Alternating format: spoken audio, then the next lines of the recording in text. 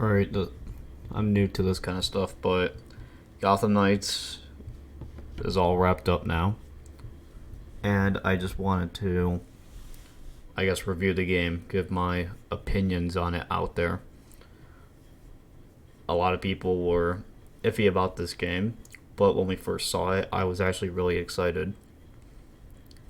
The fact that we'd actually get to play as other people, but from the Bat family in an open world like setting, and the combat looked pretty decent. I was hoping they wouldn't do what Avengers did, and they didn't actually, which shocks me. It's kind of hard to get into this without spoilers, so this is a spoiler-filled review. I guess that's your warning. If you don't want spoilers for the story, then go check out. I played through the whole game because the story is really good in this game. It's actually, well, it's mostly good. But I guess let's start by talking about the story. Basically, Batman dies from Ra's al Ghul breaking into his cave or whatnot and blows himself up. Batman just blows himself up. And the rest of the game is the team working on his case that he left for them, while Havoc breaks loose to get to fight all the villains. Well, 3 villains: Harley, Mr. Freeze, and Clayface, which are done mostly well. The only complaint is they're not long enough. Harley's was like 2 missions, and then you threw her in jail. That's it. But as far as Mr. Freeze and Clayface go, they were pretty good. I actually liked them a lot. The boss fights they're nothing special. They're okay, but it's just a severe step up in difficulty from what you normally do. They're not part of the main story, granted. They're all optional that you can do, but yeah, that's just something. Basically, you go down a rabbit hole. You eventually find the Court of Owls, which I thought were going to play a much, much bigger part in this game, because they do play a big part in it for the middle towards the end of the game. But once you go down into their base and destroy a little basement where they hold the Talons, they're kind of out of the game until the very, very, very, very end. Then the game just becomes about the League of Assassins, because you find out that Bruce's uncle is the leader of the Court of Owls, and Talia kills him because she wanted to end a war that they had going on with the League of Assassins, or the League of Shadows, and the Court of Owls. And you go after her because obviously you were going to expose the court in front of all of Gotham, but she took him away. Then you start tracking her, and then you go down deeper into the caves, and you eventually wind up back in the Batcave, where it's discovered that there's a Lazarus pit underneath the Batcave the whole time. And to no one's surprise, Batman's not actually dead. She brings him back using the Lazarus pit. You fight him, you snap him out of it, you kick the shit out of Talia, and then the court shows up out of nowhere with a new leader. And then Batman blows up the cave again and dies for real this time, which actually took me by surprise. I thought they were gonna just, oh, he's alive, okay, there, happy ending. And then the characters have this big monologue on how they're gonna keep Gotham safe. But yeah, that's basically the story. And as a story goes, I know I just skimmed through it a bunch, but as a story goes, it's pretty solid. It does rush a bit at the end. They could have definitely dragged it out for much longer. If you just focus the story, you can beat it in, like, I want to say less than a day, like maybe a few hours, because the leveling system does kind of keep you from going too far ahead. Like, maybe you should level up a bit, otherwise you can't kill these people as fast, and the enemies do get really tough and annoying. but I'll get to that later. But as a story goes, it's like a 7. I'll give it a 7.5 out of 10. Again, it's not bad. It's just they kind of rush it a bit at the end, which they really didn't need to do. But other than that, yeah. Now, my prediction that I had for the story before this game even came out was I fully suspected, yeah, they ain't gonna kill Bruce Wayne, even though they technically did. I always thought it was gonna be the Court of Owls took him. I always thought you weren't gonna know how he died. He just suddenly disappeared, and now you have to find him. But no, I thought the court was gonna take him, and kind of did what Talia did, like turn him, I guess, into a tool for their own making. But no, they did the same thing but differently. And some of the choices they make him do at the end are just, why does Batman love being stabbed? He throws himself in front of a sword whenever he gets the chance. Like, they all have different scenarios at the end. Like when they're talking to Bruce, like when they all finally find out he's alive. But like for Batgirl, she's clearly ready to face her down and whatnot, and then Batman just runs up, pushes her out of the way, and throws himself onto the sword. It's ridiculous. But yeah, it does it for the story part. I guess talk about each character and how they're pretty decent and how what they do good that the others don't. So Red Hood has very conflicting traits. They advertise him as being like a close-up brawler, which he is. He does massive melee damage, but also he's the best ranged person in the game. His guns do heavy damage. He has an attack that instantly reloads his guns. He has one where he just fires an all-out barrage at people and it stops them in their tracks. But I don't know. He was a little weird because his traits were kind of conflicting. But I think it's definitely he's definitely like the big DPS person in the game, besides Batgirl, which she was pretty good. Her beatdown combo just makes her kind of overpowered as shit because it doesn't stop all attacks, but she can basically KO big guys like this just by doing a beatdown, which you just spam square, and it does heavy damage and it knocks them down. But she was more, I guess,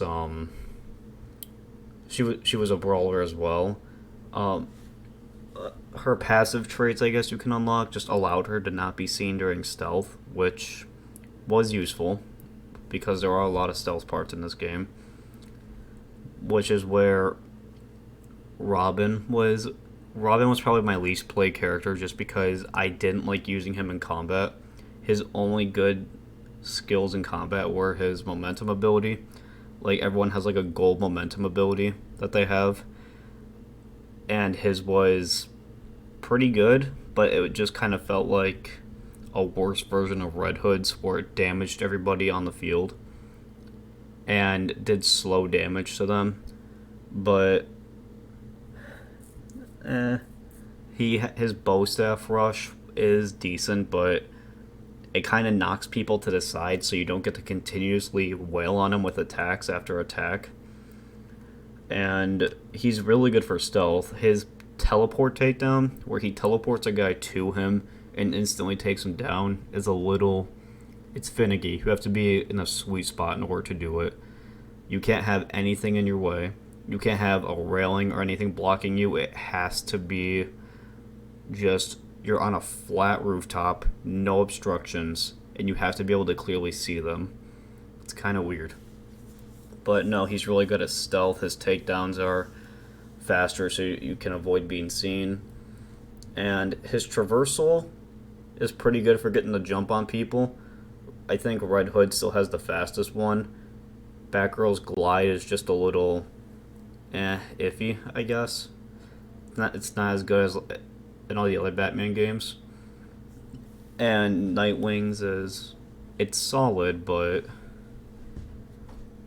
it's slow. Like he has, I think, the best overall one because it allows him to be on a continuous path forward without having to worry about falling. But eventually, he does have to land and, I guess, recharge his glider. Which leads me to Nightwing's combat. He was actually my second favorite one to play because he was all about getting right up in. He was good at taking on multiple enemies at once. His tornado attack wasn't that powerful, but it still helped a lot against the Talons, which kind of became a pain in the ass later on in the game, just because like you'd have 4 of them on you pouncing continuously, and his bounce attack allowing him to bounce from each enemy once you landed it was really useful. His projectiles weren't the greatest. They could have been better, but wasn't terrible. He did a lot of damage. He had the longest combos, I think, out of anybody in the game. He felt a little slow, but he's probably the best for evading because his dodge, where you can just hold circle or whatever your evade button is that you're playing on, allows him to just get all the way out of an AoE attack or stuff like that, where he just does like 8 backflips in a row to let him get out of whatever situation he's in. It's pretty good. His momentum ability is... I'm going to call it momentum ability because I don't know what they're actually called, like gold ability, I guess. It just feels like a little bit worse version of Batgirls because Batgirls is a drone that like shoots an AoE field out. Yeah, Nightwing's does give you a defense up and it constantly heals you, but hers damages and it heals you. So you're kind of getting a... And it follows you around. Nightwing's, once you put it down, you have to stay in there, and you need to wait for them to come to you. With hers, you're able to go on the offensive, and I guess so. And I guess just do what you do normally without having to worry about it. What? Sorry, I'm getting flustered. But you get what I'm saying. I guess gameplay. The gameplay was decent. Now granted, I played this on a PS5 because that's just what I play all my games on. I didn't know that the game... I didn't want to learn anything about this game before I got it. I watched like 2 character trailers and I thought, okay, that's enough. I don't want to know anything. So I didn't know this game only ran at 30 FPS, which is a big downer, but they can fix that in an update, and I really hope they do. But the gameplay was pretty good for the most part. I would...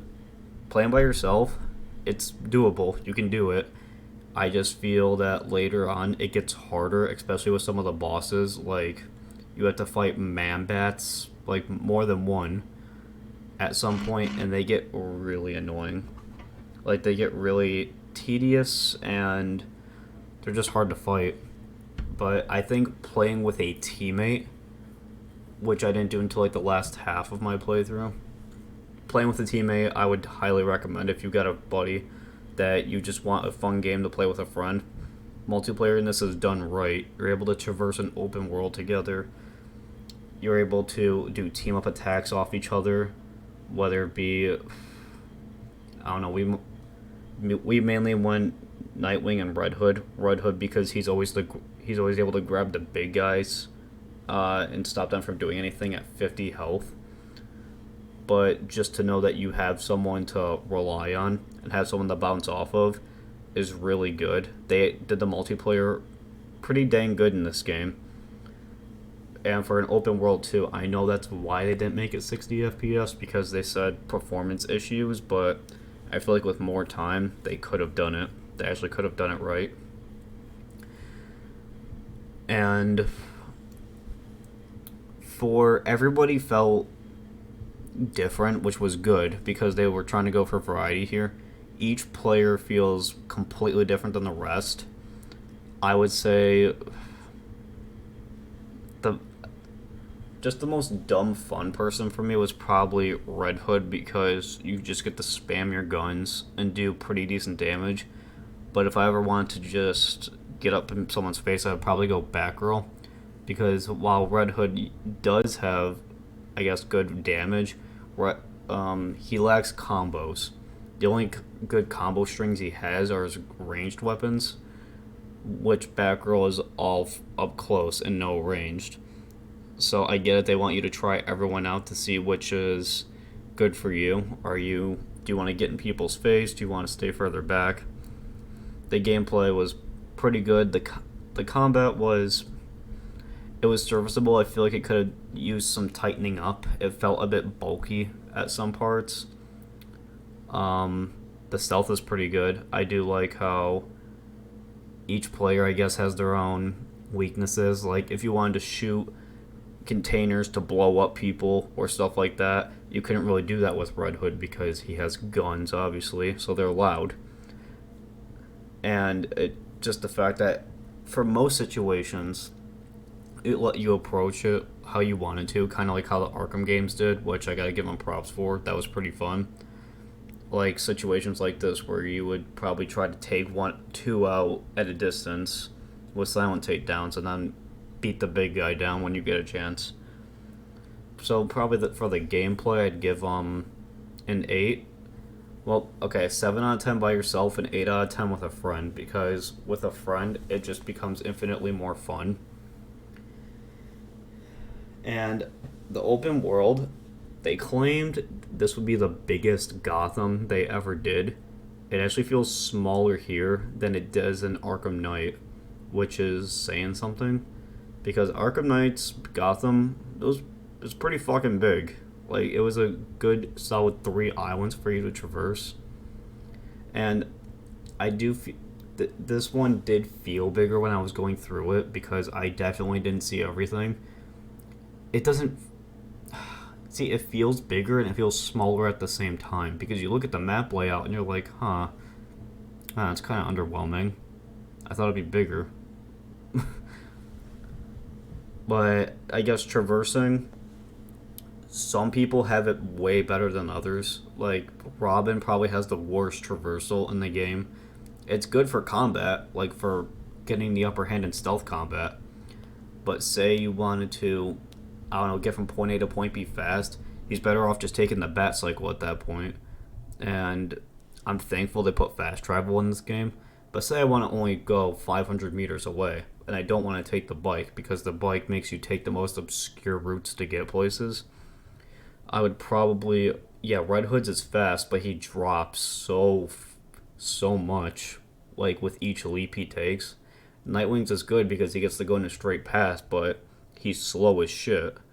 And Batgirls is inconsistent because dive bombing and going back up, it feels counterintuitive. Her gliding actually feels weird. It feels wrong to glide with her, which is saying something. It's kind of weird. But the open world, it wasn't bad. It was fun, I guess, seeing like all the collectibles the game had to offer. We didn't get through all of them, but the ones we did were pretty cool.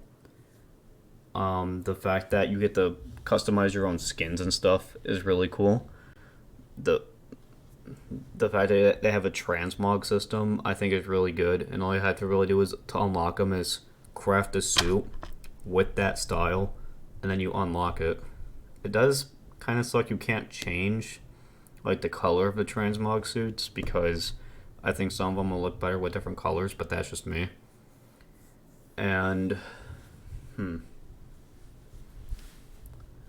I guess the vocal performances are okay. The only one I feel like needed work was Batgirl.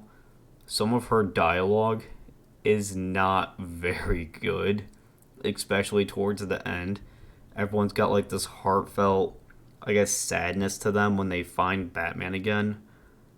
But whenever she talks, most of the time when she talks in this game, it sounds so out of place. Like, she's not speaking in context what the scenario is. She's not talking like she's sad or like she's depressed or invested. I think the best character story-wise in this game is Red Hood. Everyone gives him like so much shit like all the villains and cops do. And like it shows that he's growing as a character because he used to kill people, now he's drifting away from that. But overall, this ain't a terrible game. Like, it's actually pretty fun. If you wanna just experience a pretty investing story, I'd recommend this. Yeah, it doesn't make sense, or you go, oh, they kind of just rushed through that part. Yeah, it does have those moments, but if you and a friend are looking for a fun game to play together and you're both Batman fans, I recommend picking this up. Especially on November 20th, because they're adding a 4-player mode, which does sound Avengers-esque, but I think from what they're mentioning it as, I think it could be done pretty well. So I guess overall, my rating of Gotham Knights would probably be... Oh, autoplay's on. Sorry, I'm always critical now. But I think overall the rating would probably be like a 7.5 out of 10. It's a solid game with some of its flaws. Every game has flaws. I think people are giving this game a really bad rap for some pretty shitty reasons. But if you're able to, I guess, look past some of like, it's not 60 FPS on consoles, I think you'll enjoy it. But yeah, that does it for this. That's about it. See ya.